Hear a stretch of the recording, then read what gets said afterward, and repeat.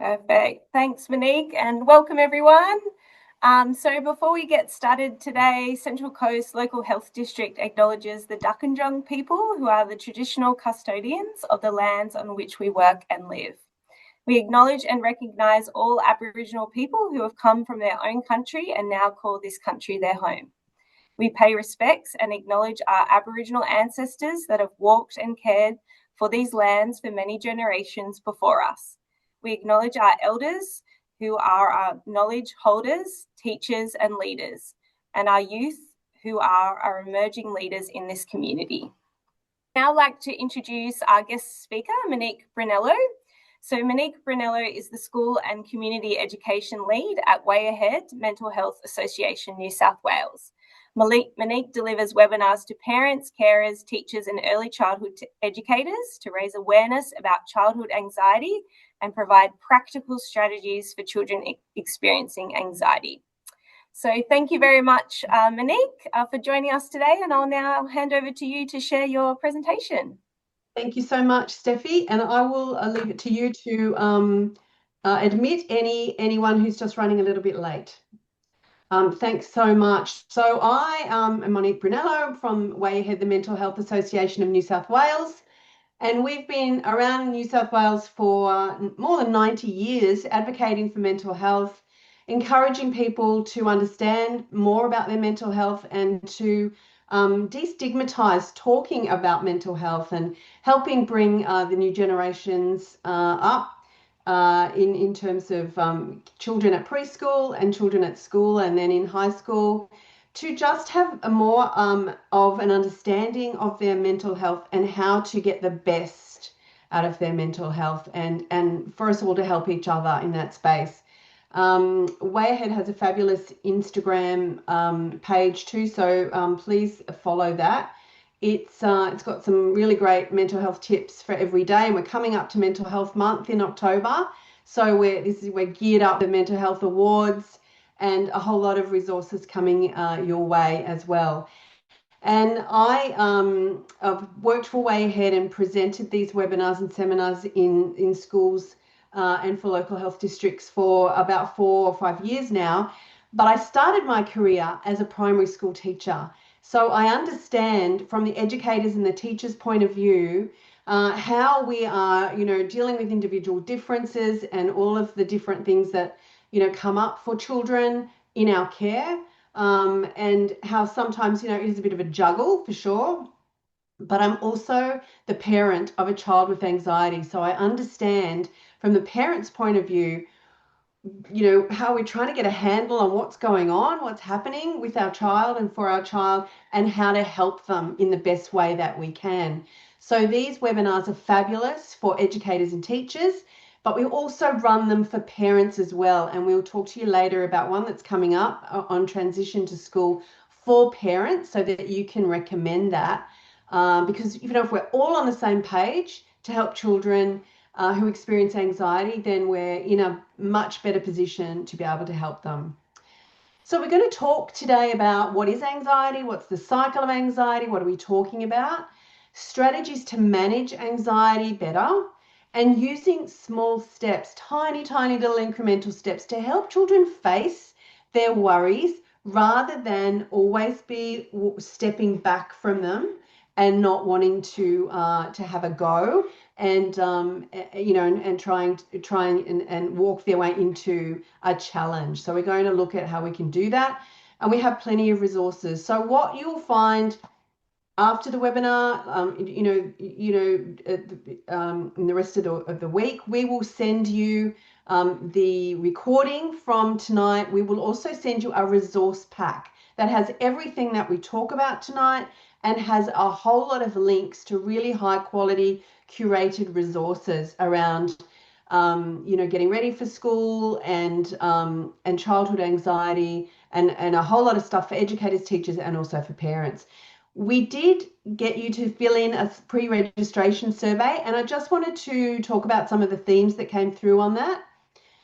People were interested in anxiety symptoms appearing. Sometimes, children who've been going along quite well, suddenly symptoms of anxiety start to appear. And why is that? And how can we help? So I think in some of those themes that you were talking about, just when we were waiting for people to come in.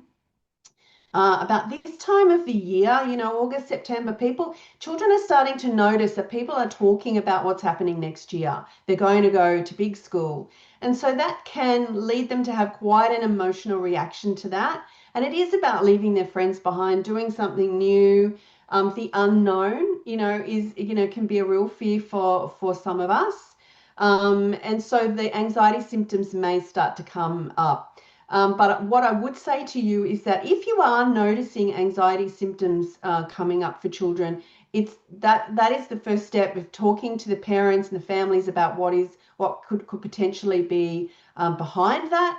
Those anxious behaviors, and it gives you a chance to build that trusting relationship. It's really important from the get-go with parents in your center and parents at school to really develop a trusting relationship so families feel that they can speak to you about what's going on at home, which may be a reason that a child could be showing those symptoms. But it's talking to each other that's really important. Parent anxiety is going to come up at this time as well. Big school, as you noted, it's very different to preschool. The ratios are different, the expectations are different, and parents can start to feel that anxiety as well. And if they were brought up where people didn't talk about mental health much, didn't really talk about anxiety, they may be experiencing anxiety themselves that's never been diagnosed and they don't really know anything about it. So this is our golden opportunity to help them understand what's going on in our minds and our bodies when we start to feel anxious and how that can impact our behavior around our children. Separation from parents and carers is a two-way street. The separation that the parents feel and then the separation that the children feel as well. And it's a herd instinct anxiety, so it is definitely moving backwards and forwards and can get stronger as anxiety can rise, at that time of separation, going into preschool, the preschool room, or going into kindergarten at school. Building that positive family and centre school collaboration. I've got a few ideas about that, and where preschools have said we don't know about the transition to school, it's really important if you can forge some relationships with your feeder schools about how they go about it and what's coming up. I've seen some really positive examples of preschools and schools getting together and staff from one going to the other, for the orientation experience and sharing information that way. So it makes it a much, clearer experience for parents, but also for the educators to understand what on earth is going on, when the kids are going to school. We'll talk about, different types of anxiety. And I know that a couple of people wrote about extreme symptoms. So when there are extreme symptoms of anxiety, this is where we really need to be saying to parents, we recommend that you go to the GP and get some help with this. Because we can talk around some really great strategies for those kids who are very reticent to step into new challenges. We can help them with their anxiety symptoms, but for some children, they will definitely need medical help to manage their anxiety symptoms. And so when we start noticing that there's extreme symptoms, then this is where we need to be referring people on, and we'll give you some ideas around referral as well. So what is anxiety? Now, anxiety is absolutely essential for our development and survival as humans. We need to be keeping a check on our environment to see what's going on and are we in danger and what's next and what's happening and are we all okay? So what happens is our amygdala in our brain, tiny little almond-shaped structure, it's there and it's been there, evolutionary power to really check out our environment. And if it senses danger, it's going to send out a whole lot of cortisol and adrenaline through our systems. It's going to kick in our sympathetic nervous system, and it's really going to get us ready to flee or fight or freeze and just not be able to do anything and just wait it out and see what's happening. So our brains will send this out, and it's Our brains can't tell, though, whether something is absolutely dangerous and we need to get out of the way of the woolly mammoth that's coming charging in front of us, or whether we're starting a new school. We know we're going to school for the first time, we're doing something for the first time, and our brain is just going to sense this danger and send all of these the stress hormones through our bodies to help us cope. And sometimes we do need to have this. We can't survive without it. We're standing at the side of a busy road. We need to have adrenaline and cortisol, so we're looking out for what's happening and what we can do safely. But at other times, we need to be able to get ourselves back to calm and realize that everything is okay. And this is actually quite a safe thing. And our bodies, are overreacting to the situation that's happening. So what happens in terms of physically for us when we're experiencing anxiety is that we could have a dry mouth.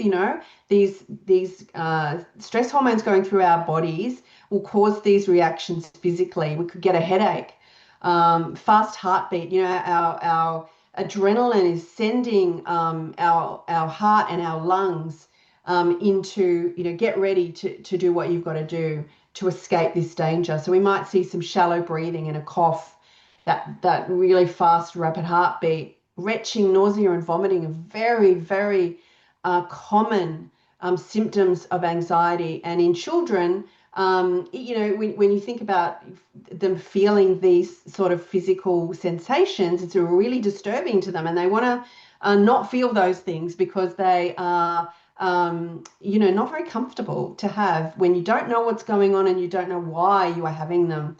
And our gut, that retching, nausea, and vomiting, our gut is called our second brain for a really good reason. It's so closely related. We could feel that feeling in our stomach that something's not right, and our brain is having the anxious thought and it's sending back signals to our stomach as well. You might see shakings in arms and legs of kids that are experiencing anxiety.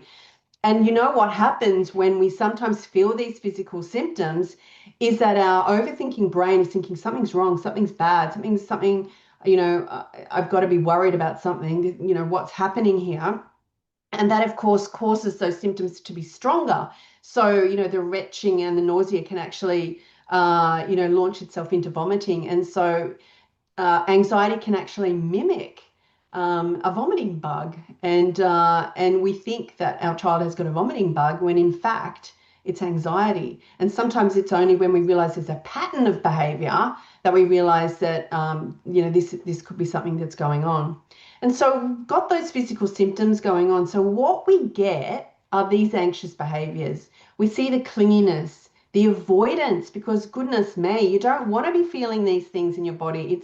It's hard and you want to escape it. So you can sort of see where that fight, flight, freeze comes in. That aggression, it looks aggressive. A child that's feeling these feelings pushes over a chair, pushes someone out of the way to escape this feeling that they have inside that something is wrong and dangerous. So we can sort of understand it more when you can see where it's coming from. But the withdrawal is another one. So, it's a big spectrum. This anxious behavior, it can be that aggressive behavior or this withdrawal and isolation in that freeze moment. The going over and over the same thing that happened and talking about it and not being able to get over it. Unable to decide between this or that, these busy thoughts circling, in their minds, easily upset because of the anxiety that's very, very powerful, and it's very exhausting to feel these symptoms a lot. Feeling it looks uncooperative when children look like they're being very uncooperative. It's because they're trying to avoid those physical symptoms that are that are causing them this difficulty, and those tantrums. They don't want to do something, and they're feeling these feelings. And so what can happen then is we get ourselves stuck into a cycle of anxiety. So we have the anxious thoughts and feelings, we have the physical symptoms, we have those anxious behaviors, the avoidance, the tantrums. And if we avoid the thing that that's that we think is causing our anxiety, we get a short-term sense of relief. Phew, I didn't have to go to kindy. I didn't have to go to the party. I didn't have to, do this new activity. I didn't have to do that. Phew, now I feel a bit better. But unfortunately, reinforce, the anxiety that way, and those anxious thoughts and feelings just come back quicker, and they come back more powerfully, and then we're stuck in that cycle. And so getting out of that cycle is what we're trying to help children to be able to do.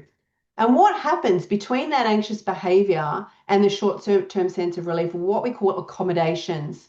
So these are the accommodations that we make so that we don't, the child can avoid the situation. So unfortunately, we can fall into that trap of thinking we don't want our child to be distressed. We don't want them to be upset.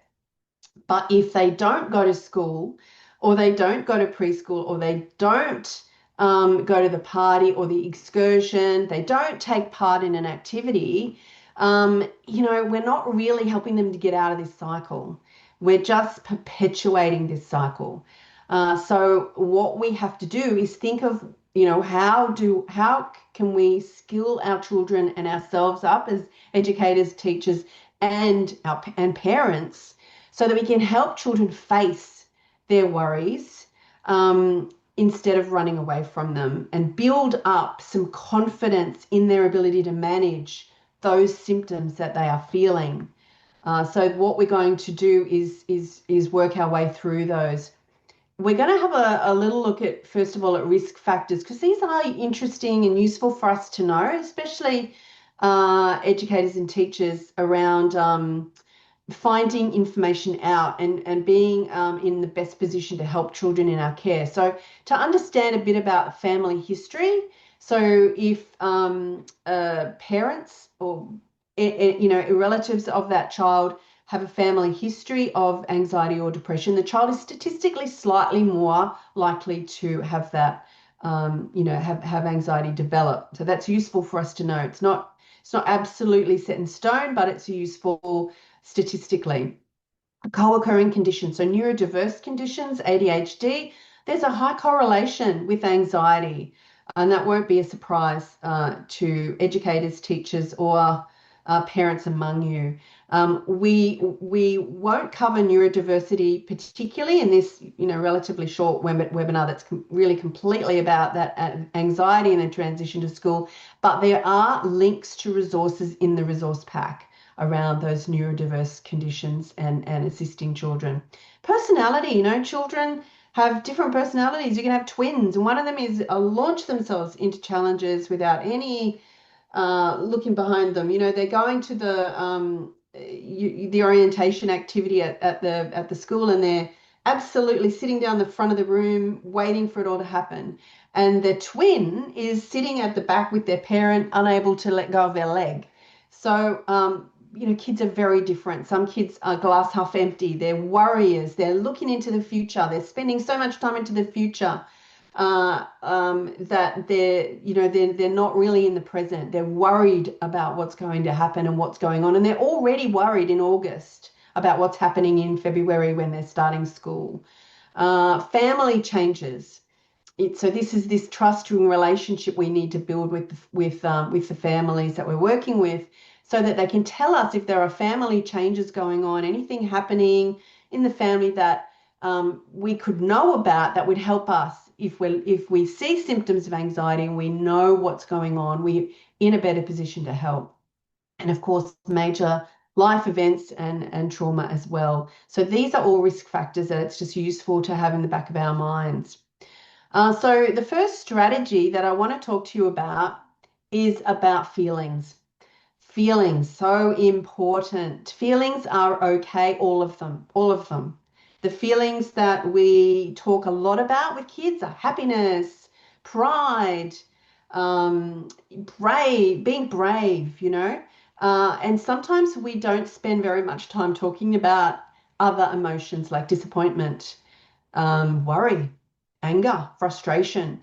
And all of the feelings are important. So if we don't talk about those feelings, frustration, anger, disappointment, to kids, they get the impression that there are bad feelings and good feelings, rather than all of the feelings are absolutely okay to have.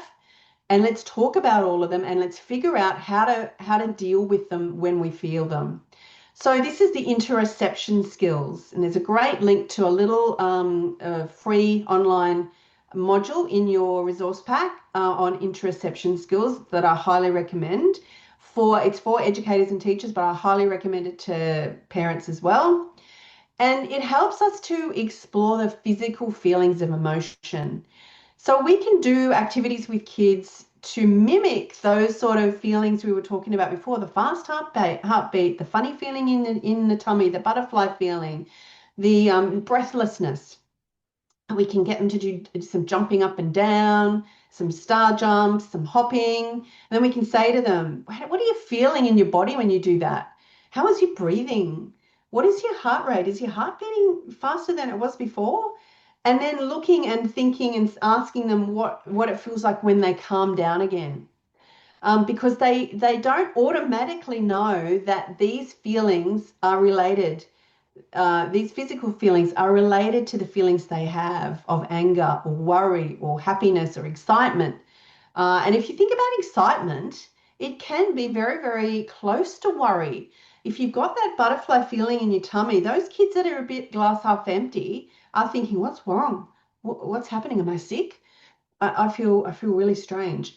And it's their birthday on Saturday and they've got a party and it's actually a bit of excitement, nervous excitement in their tummy. But the glass half empty kids will be looking for the negative reason. So it's a great opportunity for us to explore those physical feelings with them and link them to stories. There's so many fabulous books about feelings and emotions and stories with great characters and fabulous journeys that their characters go on.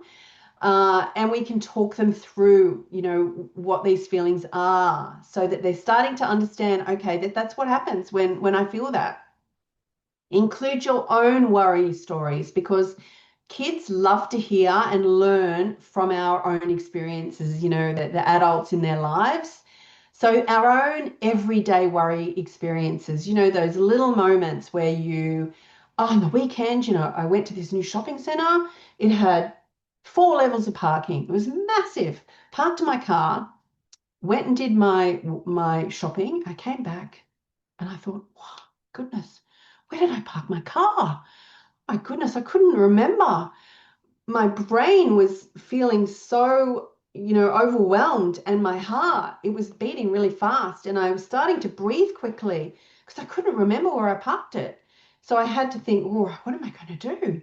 So I had to get my drink bottle, I had a few sips of water, I found a seat, I sat down for a few minutes, took a few deep breaths, and just thought, okay, how am I going to solve this? And then I thought to myself, what shop did I go to first? And then I traced my steps back. And kids will be absolutely enthralled by this. And the thing is that when they feel overwhelmed, they feel like, oh my gosh, what's happening? This is new. They can remember, you talking about how it felt to you and what happened when your heart beat faster and your breathing was fast. So it's really useful for them to know that and linking those physical sensations. We can all tell stories. They can tell you stories. What happened? How did you feel? Where did you feel that in your body? What did you do? A great activity is to have a body map. Just on butcher's paper, you can draw a body map on the wall.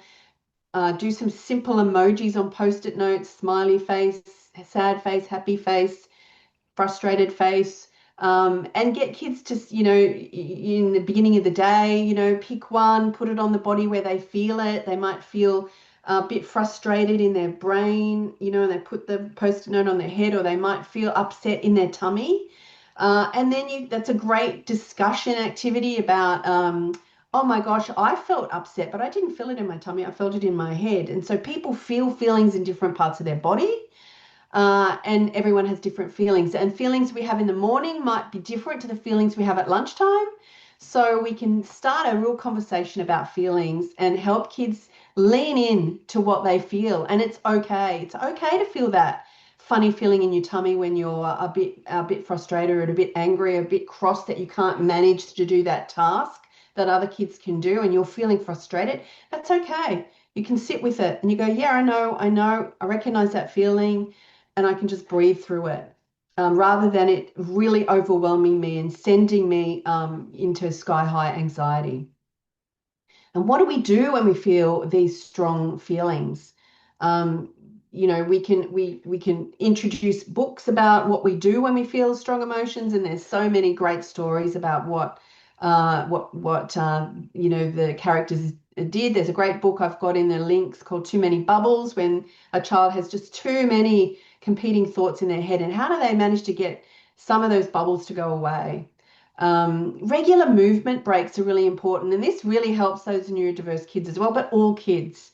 Regular movement breaks, really important in that preschool, you're probably doing more of these than potentially a kindergarten class. So it's really good to have those regular breaks in both the preschool room and kindergarten room, because it releases that nervous tension where kids get that coiled spring in them with those feelings that they just can't put anywhere. So we can do a silly dance, we can do some shaking those feelings out.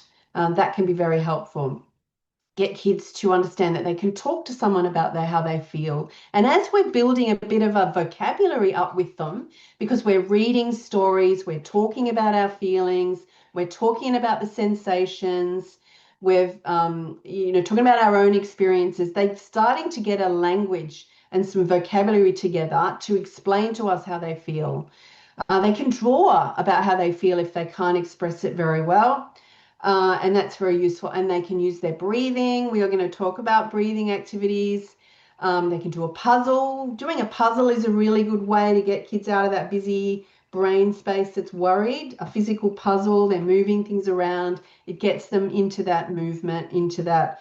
It's a different part of their brain that they're using. Or reading a book, going into the quiet corner. You might have a cozy corner in your room, preschool room or kindy room, where kids might be able to have one of those weighted blankets, some soft toys, books to read, just to be able to go when they're feeling a little bit dysregulated and they can calm down. The second one, or the third one, is around routine and independence. And we know that kids thrive on routine. We need that predictable, routine of what's going to happen next and what's going to happen after that. And they love to know that and feel confident in independence about, being able to do things themselves. So I talk to parents about making sure kids have something to do with getting themselves ready for school, or, whether it's preschool or school, their bag packed, their lunch, their clothes ready the night before, building those independent skills, because sometimes we're so busy in our busy lives, we kids just stand around and have things done to them. Their bag is suddenly packed, it's on their back. Well, actually, it's not on their back, someone's holding it for them. And they're put in the car, and then they get out of the car, and then they're in preschool or at school. And then when something goes, something unusual happens out of predictable routine, then they're looking around for someone to solve that problem, because they've not built those independent skills of being able to figure out what's happening and what the next step might be. So really important to build those independent skills. And I know that some kids really drag the chain at home, because they might be trying to maximize the time before they have to go to preschool or school. So we can say to parents, if you've got like a really good list of things that we need to do and tick off in the morning before we get there, we can have a photo of the child doing it, we can tick it off, we can have some rewards around getting things done and getting them done in a timely way, and that helps as well build those independent skills. But we also need change, because what happens is that children, especially children that experience anxiety, they get really, really wedded to that routine, and they do not like change. So we need to help them manage that, because they're going to feel anxious, they're going to feel those anxiety symptoms when a change appears. A new educator is there, their usual teacher is away.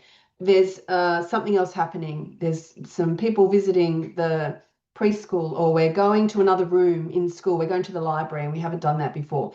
It's immediately something new, something strange, and children experiencing anxiety will be feeling anxious about that. So if we can add spontaneous activities throughout the day that we surprise children with, they start to understand that they can manage and they can cope with that. They can take a couple of deep breaths.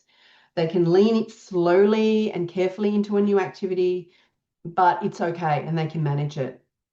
And time for rest and movement and processing is really important. So that time, especially that first term at school, I know there's a lot of activities going on and parents want their kids to socialize and make friends, but we really need to make sure that they have the time for rest and processing all the new things that they are learning.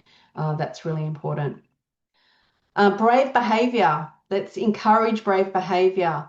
Encourage parents that you work with to develop a goodbye ritual to help with that encourage the brave behavior and reduce the drop-off time. Because what we find is the longer drop-off takes, the longer parents hang around, and you know this, the more the anxiety rises. So a goodbye ritual is a really great one to have to explain to parents. So the parents and the child organize this at home, but basically it's let's have a special goodbye. It could be a high five, a handshake, a kiss on both cheeks, a secret sort of handshake dance that we do, and it means goodbye, and it actually means I'm going right now. And that's our signal. I'm going right now, not in 5 more minutes, not after another cuddle, not after I show you this, not after we do that. No, this goodbye ritual means I'm going now. So this is a really great way to get that goodbye short and sharp, because the longer we hang around with it, the more the anxiety has a chance to rise. So that's a really useful one. Offering simple choices and responsibility to build confidence. So do you want to do this or that? Do you want that one or this one? Not too many choices. That's a bit overwhelming for children experiencing anxiety.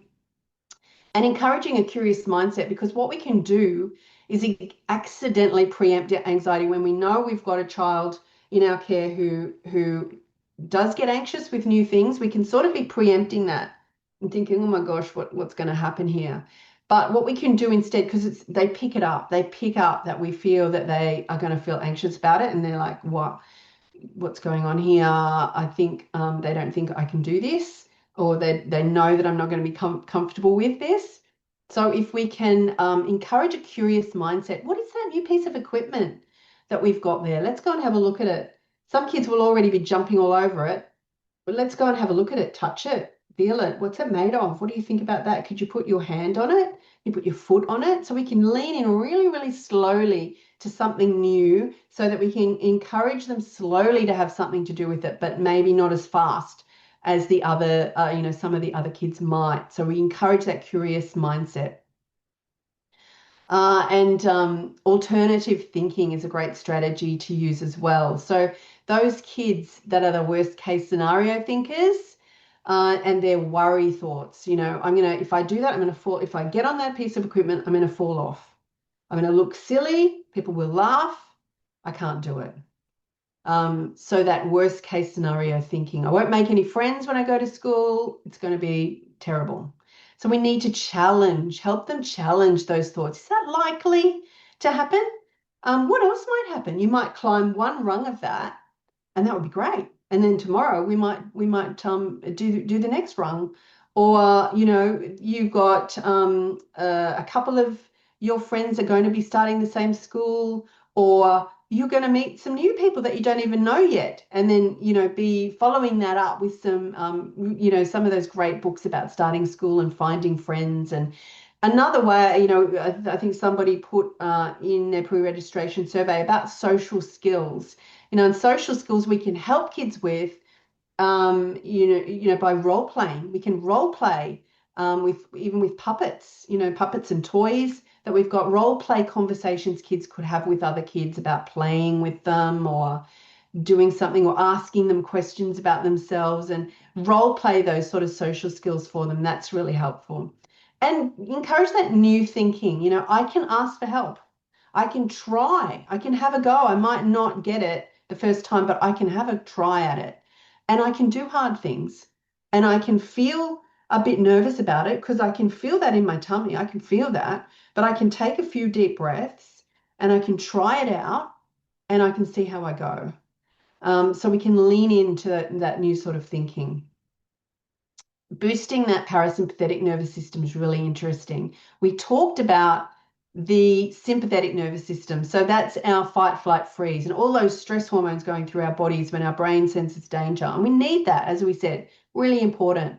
But we also have a rest and digest system, our parasympathetic nervous system. It's when everything is calm and everything's okay. We need to have a bit more of a balance between those two. We can't be all rest and digest, and we don't want to be all fight, flight, and freeze, but we need to move backwards and forwards when we need to in our lives. And so we can help our systems by showing our systems how to get back to rest and digest, to get back to calm. We use grounding activities, self-soothing, breathing and mindfulness techniques, really simple things that will be great to build the strength of our parasympathetic nervous system.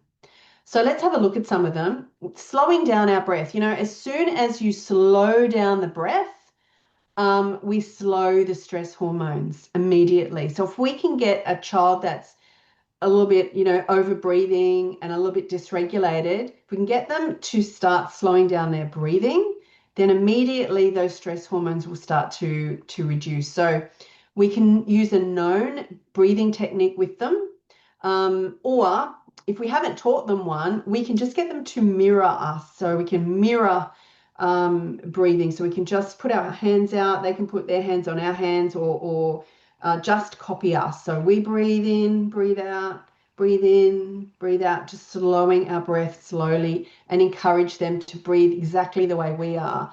But if you can teach them a breathing technique and they do know it, and I know a lot of classrooms, preschool rooms, kindy rooms, K-6 rooms will teach breathing techniques and so that kids can, it's like carrying around their own little toolbox of self-soothing activities that help them when they're feeling anxious. So the 5-finger one you might have heard, you might use it, which would be great. Very simple, taking 5 slow breaths. So in, out, in, out, in, out, and holding it at the top, in, out, in, out. So it's so easy to teach kids this. And having done it, you've had 5 long, slow breaths. You can feel that your lungs have expanded. You're using all your lungs. You're not just over breathing from the top of your lungs, which is really great. And if we do this enough with kids, they can access it. So if they are dysregulated, we can say, why don't you go to the cozy corner and do the 5-finger breathing? If they know it, if we've taught it to them and practiced it. So a lot of, I know at school, classrooms where the teacher will say, if I say blue sky, we're all going to stop what we're doing and we're going to practice the 5-finger breathing. And so everyone learns to do that, and they just do it every now and then, maybe more often in the first few weeks, so that it becomes a learned thing. If you can, show parents how to do it, and there's links in the resource pack, then they can be practicing it at home as well. And if they can access it, then it's one tool they can use when they're feeling an anxiety symptom, which is really a powerful thing to have. So that self-soothing corner, the having soft toys, a weighted blanket, some books, some puzzles, to make sure you have those ways of releasing nervous tension as movement breaks during the day. They're great for breathing. Mindfulness techniques, we want to get them back out of those busy minds and back in, standing on their feet on the ground. So we can do things like have a sensory station, which is where they can touch and feel and smell things. A glitter jar. So this is a great activity. You could get plastic jars with water and some glitter in them and screw them up. And then you shake the jar and you can say sometimes our feelings, they're all like this glitter around the jar. And then we can take a few breaths and we can just watch how that glitter, it settles. It will settle. It will settle after a little while. And that's just like our worry thoughts and our big emotions. They're all there in the jar going around, but we can settle them down and we can watch that happen. guided meditations at quiet time. So I know preschools have the quiet time. Some kindies do as well, which is great. For kids, it's a useful step for them to still have a bit of a quiet time in the afternoon. And there's some short body scans that are really useful for kids, and there's links in the resource pack to that.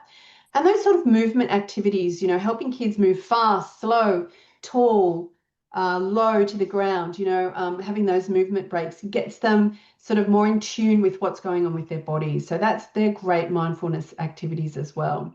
And there's even more of those in the resource pack that you can try out yourselves. And so working with parents and families is really, really important, to build that relationship up. So that preschool, that parent education preschool room and local school collaboration is, I've seen it work so well that, the preschool has the local feeder schools and they might visit the kids, a kindy teacher might come over and visit.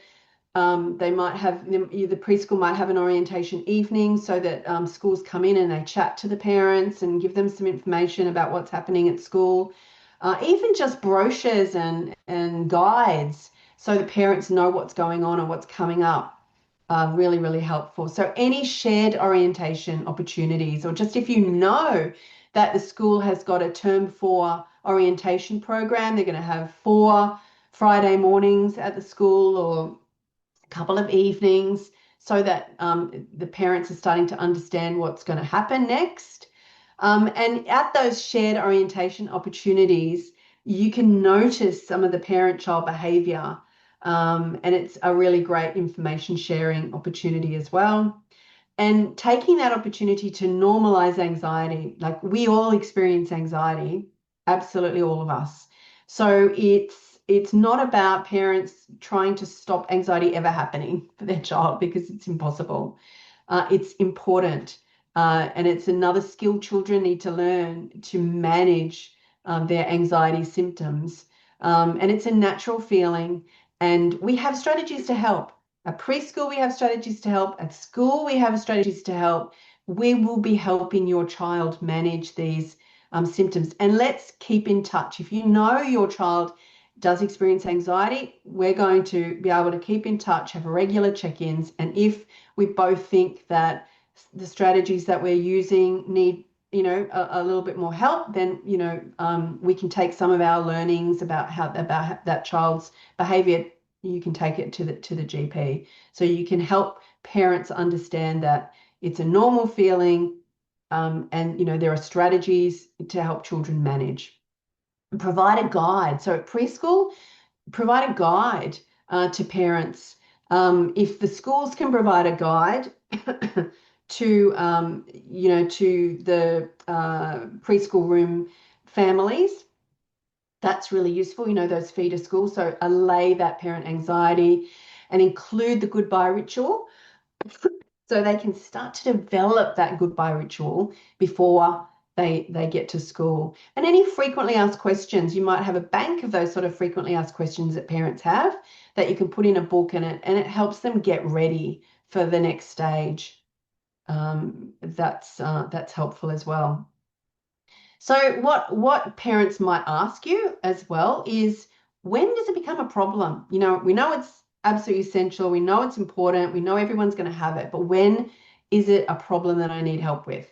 So these are really useful questions for a parent to take to the teacher or their educator. And then when they've thought about the answers, to take to the GP then. So does the child worry more than other children their age? Are their fears out of proportion to reality? Do they avoid places, people, events? Do their parents never go to parks in case there's dogs there? Do they never go out to eat at cafes because of a fear of food that isn't cooked at home? Are they afraid of going anywhere that's new? And so the family have learned to avoid it. And then does that fear significantly interfere in their or their family's life? So are parents and families making decisions based around the child's anxiety? And sometimes it needs somebody else to suggest it, have a think about these questions, and for them to realize what might be going on and that they've got into a habit of doing to accommodate the anxiety. But we know we can accommodate anxiety, but it helps the anxiety grow. It doesn't actually help the child. And have these worries persisted for more days than not for at least 6 months. So this is the child that might be a little bit nervous about going to, the new environment of school, but they settle in. And after a few weeks, everything seems to have settled down. But for others, it will carry on and on and on and on. And so then we start saying to families, I think this is the point where we need to potentially, go and see the GP and access, the Medicare rebate and so on. So the small steps plan I want to talk to you about. This is where we think of an activity or a task that a child is really anxious about, break it into tiny little steps so that we can walk them through it and help them manage the anxiety that they feel and build their confidence in those steps. So what we know is that experience makes anxiety shrink. Avoidance helps it grow. So what we want to do is build positive experiences for children so that their confidence grows. So at the moment, we've got the situation. It could be the dark, it could be school, it could be going on an excursion. That's the situation that is in their head, that they have a threat expectation that it's dangerous, they feel bad about it, they're not happy, and the response is not good. What we want to do is change that so that they start building the safety belief that it's okay, it's all right, they can manage it, the response is better. And then what we've got to do is keep doing it over and over, because it's like, a groove in an old-fashioned record. By the time a child has had, is really having that separation anxiety before the day starts, and that over and over and over and over again, it's a very learned habit. And we need to construct a new habit and build a new groove in the brain, a new neural pathway that that leaves that old experience behind and leads them onto the future in a better way. So that's what we're hoping to do with the small steps plan. So we're going to talk about separation anxiety at preschool and school, and then if we've got time, we'll talk about separation selective mutism as well. So let's have a look at the first one, and this is Alex, and his separation anxiety is in the preschool room. So his parents, with the help of the preschool educators who have given them the idea of the preschool routine, following the routine, getting things ready the night before, getting the child, to have some responsibility in getting their, maybe helping getting their clothes ready, getting up early so they can have breakfast, cleaning their teeth, getting their bag, maybe putting something in the bag they need for the day, and getting them used to that, and building that goodbye ritual, the high five, the handshake, the hug, whatever it includes that they've decided. So these are useful to have, to help that child who's going to find that goodbye difficult. So at the center, his parent used the goodbye ritual, and they include maybe a transition object if that's helpful. Some kids love that, some kids don't, but we can try it out. Could be a sticker, could be a hanky that they can, if they feel a bit anxious during the day, they can get out of their pocket, and it might be the touch of it, might be the smell of it. It just makes them feel more comfortable and helps them alleviate that anxiety a little bit. After the goodbye ritual, Alex starts with an activity designed for him. It might be outside, might be a quiet area activity, because every child is different. They might not like the noise of a busy morning, and they might like a quiet corner, and they might like to be outside in the fresh air, but it's a designed activity for this particular child that's experiencing anxiety with his educator, preschool room teacher. And the good thing about this is it's a plan of steps. This is not where we finish.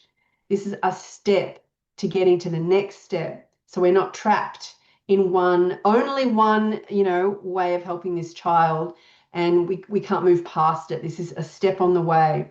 So once we've done that a few times, Then we get Alex to do the goodbye ritual and then join activities with perhaps one other educator, and then maybe more than one other educator after the goodbye. And it might be the activity that everybody is doing. So we slowly move them to, what everybody else is doing, but in a more structured way, to help his nervous system, get used to it in these small steps.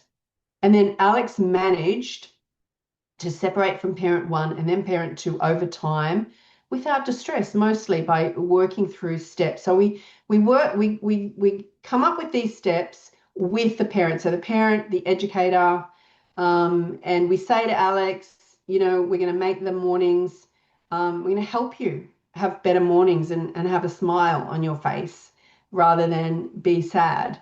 That's what our goal is, and we're going to help you.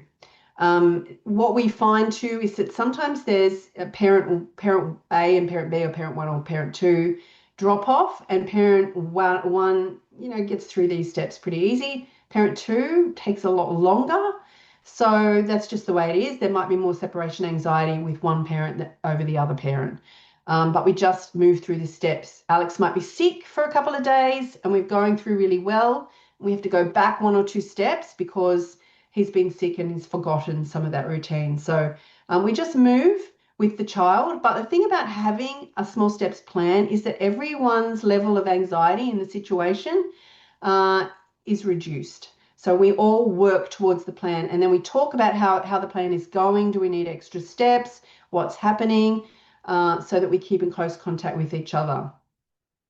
So the example at school, and this is a kindergarten example, what we see is that it's very, very similar, but it's just moving the context from the preschool room and what the preschool room generally does in the morning to the school routine.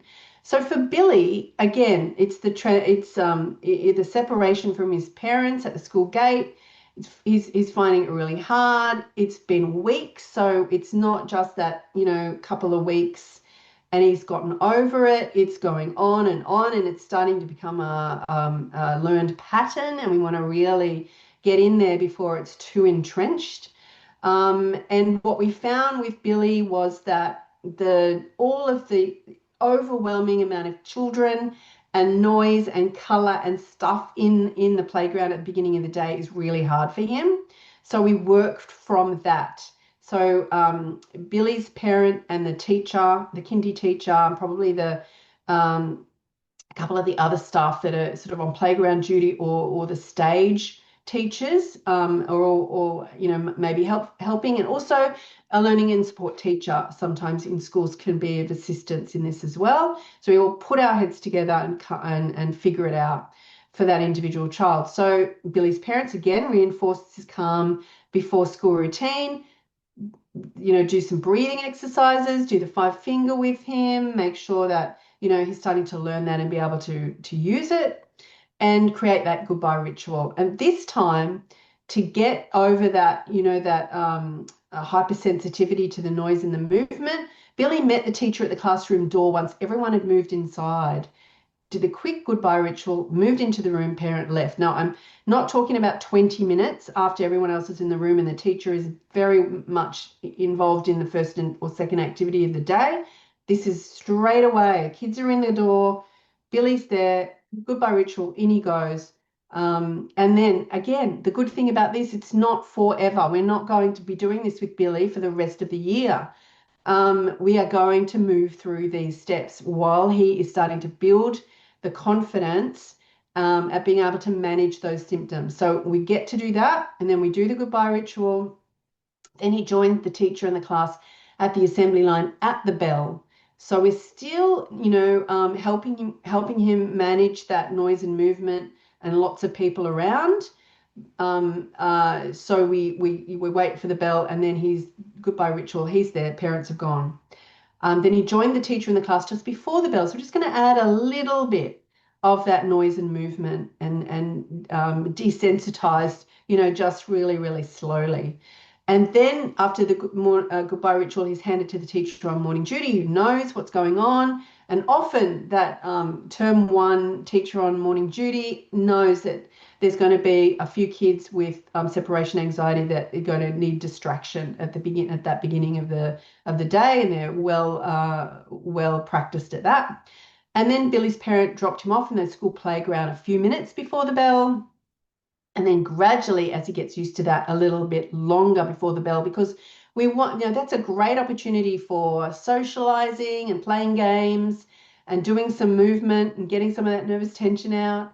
So it's so great for him to slowly build up to that. And again, we've got a plan, we're moving through it. Everyone's anxiety around Billy's challenge is reduced, and we can keep in touch with each other about how things are going and do we need to build another step in or what's happening there. And so that's how we help Billy. Now, I just want to move through. I think we've got enough time for the selective mutism. And again, it's building the plan from where the child is, and just building small steps so that we know, the child's going to feel that anxiety and they're going to have to sit with that uncomfortable feeling, but we can help them with some strategies to manage that as they come to, the next step. And there's lots more examples in your resource pack than just these three. We've got the dark, we've got, sleeping in their own bed. We've got plenty of examples in the book. But what I want you to get from this is how the template sort of works and how you work with the parents to come up with this. And often it's not until the child hits the preschool room and is a new child, or they go to kindy, that selective mutism is seen. And this is a child who speaks fine at home and with their family, but when they come to school, it's very difficult. They can't get any words out. It's like all the anxiety is here in their throat, and they just can't manage to make that that verbal exchange with anyone. So what we need to remember is that we want to build the communication skills between the child and the teacher, and not through the parent, because often what happens is the parent jumps in and talks for the child. So the child is just like watching a ping pong match here between other people communicating for them, and they don't have anything to do with it. We don't want that. We want the communication to be going with that child, and we go from what they are able to manage. So we use approximations, they're called, where the child will communicate non-verbally to begin with, and it might be nods and shakes of the head, yes or no. Could be a thumbs up or a thumbs down. Different cards with pictures of them of a bathroom. Whatever activities are going on. And we regularly have catch-ups with the family at this stage. Selective mutism is one of those conditions that is really very well helped. It's got a very high success rate with psychologists, so it's great if the family is working with a psychologist with the child with selective mutism, so that you can build with the family a way to help promote the plan that the psychologist is using at school as well. Because of course there's a lot of time between psychologist visits, and you're seeing them every day at preschool or school. So you're in a great position to be able to help this plan move forward. And we know that repetition and reinforcement is what will get kids to learn new things. So it's great if we can help. So then the teacher moves to asking either or questions. So we move Millie from the cards or the thumbs up or the nod or the shake to yes or no, just a one word, or blue or red, that sort of thing. And we keep a 5 to 10 second wait time. Remember, this is trying to relax the throat to get that out, that one word. Give them some time, and then a warm, specific response to it. You'd like the blue one? Thanks for telling me, Millie. That sort of response to it. So we're very specific about what's happening. And then Millie's teacher paired her up with a buddy to help decrease the anxiety to speak, with one other buddy, and then include small group activities so that we're slowly building up confidence.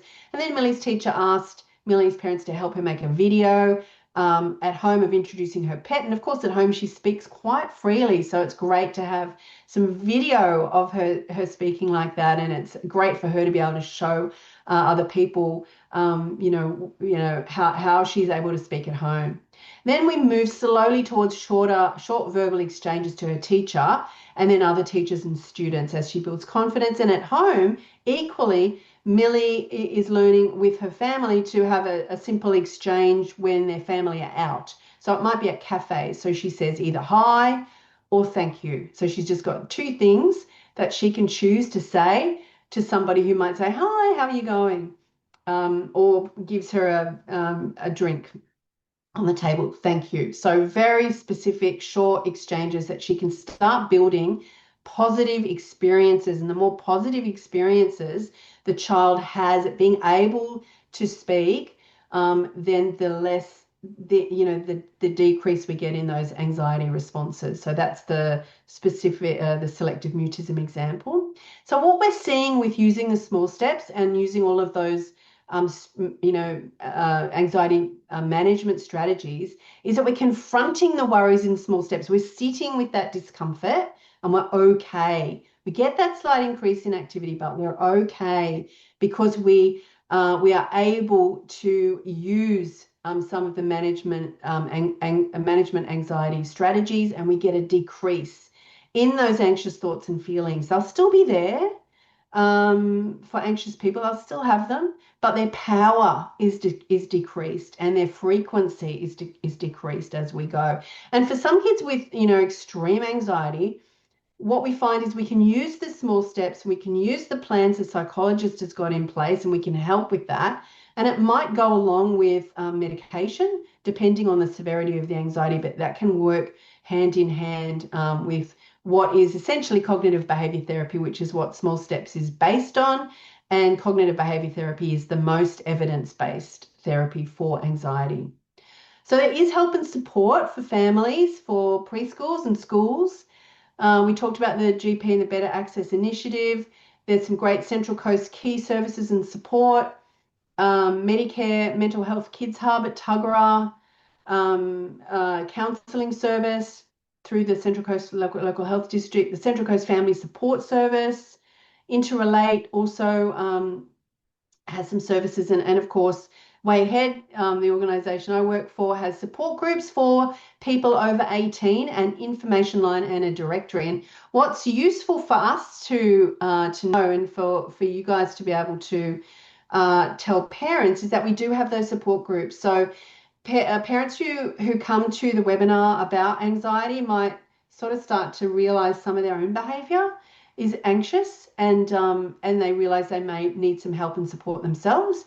So our support groups for over 18s can be really, really helpful, for you as a resource to refer parents on to. So a couple of books, and How to Help Your Anxious Child. This is a very good book from Macquarie University. Has a great downloadable kit in it that you can use. Parents can tick off, they can write on, they can try out scripts with children, rate worries. It's a really easily accessible book. Highly recommend that. And How to Talk So Kids Will Listen, and Listen So Kids Will Talk. Really good resource. And the Small Steps resource pack you'll get, and obviously the support groups that we run. Fabulous books. They're all linked in the resource kit, but your school librarian or your local librarian will also have a huge amount to recommend to you around books about feelings and emotions.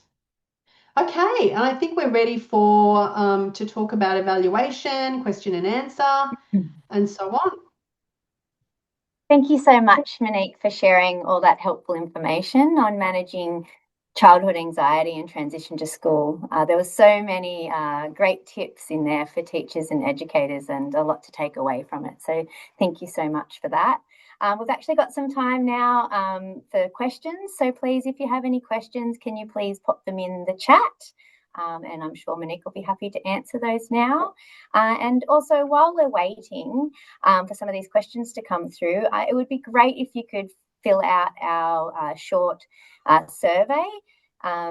And by doing so, you'll also go in the draw to win one of our recommended book packs. So on the left-hand side, you'll see the 3 books there. They're for our early childhood services, and the ones on the right are for our primary school, primary schools. Just so you know, the evaluation will stay open till 12 p.m. tomorrow, and the winners will be announced tomorrow afternoon. However, I do encourage you just to hop on now and get that done. The more educators and teachers that do the evaluation, the more chance that you have to win. So we'll just see if there's any questions coming through. There's a couple, Monique, which are around will we receive the email, the resources in the pack, and how will that be, and also the local links. So I think you've mentioned, but yeah, I'll let you speak to that one. Yep, sure. The resource pack will be sent out by Steffi's team, Michelle and Steffi's team, and the link to the recording, and that will be this week. So I'll by the end of this week you'll get an email, and if you've got a group of people in a staff room watching, then you'll get it. Whoever registered will get it, and you just need to pass that on to the others. Right. There's just another question come in, Monique. Should the preschool and long daycare centre teach the breathing technique? And if so, what age should this start? Any age, honestly, those techniques are so good. You can do the 5-finger one from, look, some toddlers definitely can do that. The other one that's in the resource pack is where they put a soft toy on their tummy. So they might do it at quiet time, and you're just watching your tummy go up and down as you're taking a breath. So it's really about showing them that happens, that their breathing goes in and goes out and goes in. So it's really useful from, very early on. We're getting lots of thank yous in the chat. Sorry, I was just lots of informative, very practical. Thank you.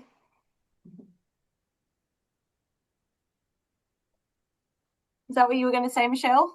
That was exactly what I was going to say. I jumped in. I'm sorry.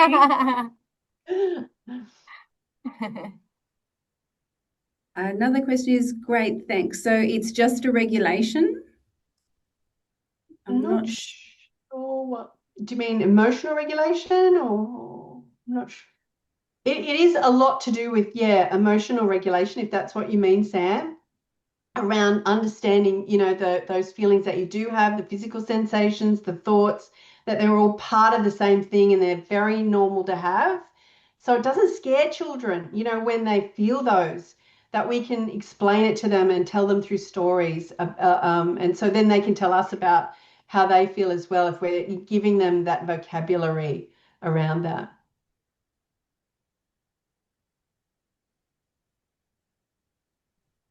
Great. Excellent.